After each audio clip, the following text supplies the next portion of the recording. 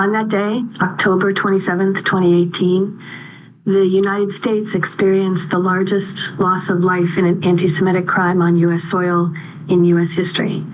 And it happened in my town.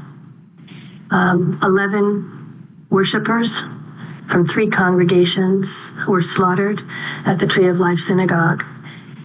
And 6 others, including 4 police officers, were critically injured. And like many other Pittsburghers, I stood in front of my television and I watched that going on. And I knew people who were in the synagogue. I knew the people who were standing on the street outside looking for their loved ones. I knew the police officers who were running toward the fire. I knew those familiar streets because I had lived in that neighborhood. And I felt so helpless to do anything.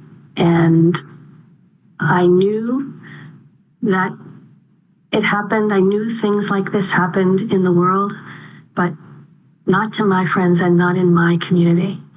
And when I say my community, I should preface that by saying I'm talking about Pittsburgh, because I am not myself Jewish, but the men and women who were killed that day were friends and neighbors and colleagues and people who had devoted their lives to helping people throughout Pittsburgh for decades. And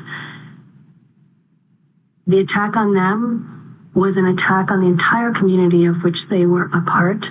And Eradicate Hate was that community's response to that attack on our own.